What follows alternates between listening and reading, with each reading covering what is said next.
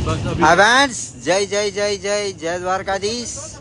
ખાસ બનારસ યાત્રા પ્રવાસ અને બનારસ ટ્રેનને દ્વાર ખાસ જે રીતના દ્રશ્યો આપ બધા જુઓ છો અને ખાસ જે દ્વારકા રઘુવંશી પરિવાર છે હાલ જે રીતના દ્રશ્યો અહીંયા બતાવીશ કે બધા જે જવા રવાના થઈ ગયા છે અને ખાસ જે દ્વારકાનું મહિલા મંડળ ગ્રુપ છે એમના દ્વારા પણ જે ઘણા બધા લોકો આ બનારસ યાત્રા પ્રવાસમાં જોડાયા છે। ખાસ જે આયોજનની ટીમ છે ચા નાસ્તાની વગેરે ટ્રેનની અંદર જ સુંદર એવી વ્યવસ્થા અહીંયા આપણી સાથે કેજી ઇન્ડોજા સાહેબ જયંતિભાઈ વગેરે જે જેજલિયા ચેરિટેબલ ટ્રસ્ટ દ્વારા કરવામાં આવી છે। અને ખાસ જો આ જે યાત્રાનો પ્રારંભ થયો છે ખાસ આપણે આ જે યજ્ઞની વાત છે અને જે યજ્ઞ જે બનારસના આંગણે થઈ રહ્યો છે વધુ વિગતે આપણે કેજી ઇન્ડોજા સાહેબ પાસેથી જાણશું।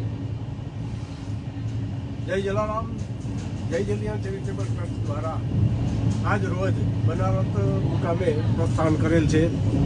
આમાં 160 રઘુવંશી ભાઈઓ બહેનો આપણી સાથે સહપ્રવાસી તરીકે આવે છે અને બનારસની અંદર જંગમવાડી મુકામે મહારુદ્ર યાગનું આયોજન કરેલું છે અને આ મહારુદ્ર યાગ છે 5 દિવસ આયોજન છે જેમાં દરેક રઘુવંશી ભાઈઓને બહેનોને 1 દિવસ મહારુદ્ર યાગની અંદર હવન માટે આપણે લાભ આપવામાં આવશે।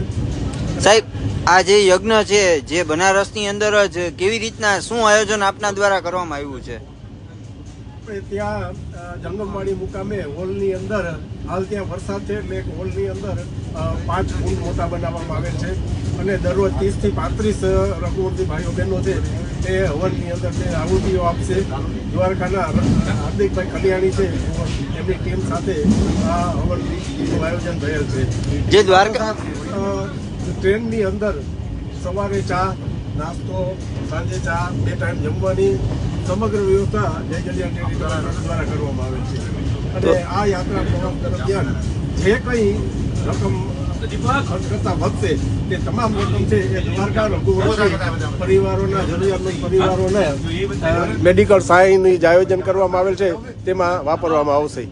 તો ખાસ કેજી ઇન્ડોજા સાહેબ જે યાત્રા પ્રવાસનું આયોજન હર વર્ષે આની પહેલા હરિદ્વારમાં પણ કરવામાં આવ્યું હતું, દ્વારકામાં ભાગવત સપ્તાહ પણ કરવામાં આવી હતી અને ખાસ જે બનારસ યાત્રાનો પ્રવાસ છે એમના દ્વારા કરવામાં આવ્યો હતો। ખાસ જે રીતના ટ્રેનની અંદર સુંદર એવી વ્યવસ્થા કરવામાં આવી છે પણ ઇન્ડોજા સાહેબ એક કારણસર નથી આવી શકે એમ છતાં પણ હજી સાહેબ શું કહેશો વધુ?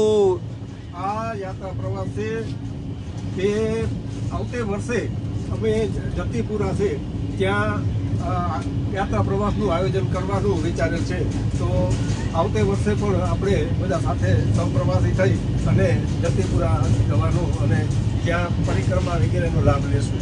તો ખાસ આવતા વર્ષની પણ જાહેરાત લોહાણા સમાજના અગ્રણી અને મૂવી એવા કેજી ઇન્ડોજા સાહેબ દ્વારા અને જયંતિભાઈ દ્વારા કરવામાં આવી છે।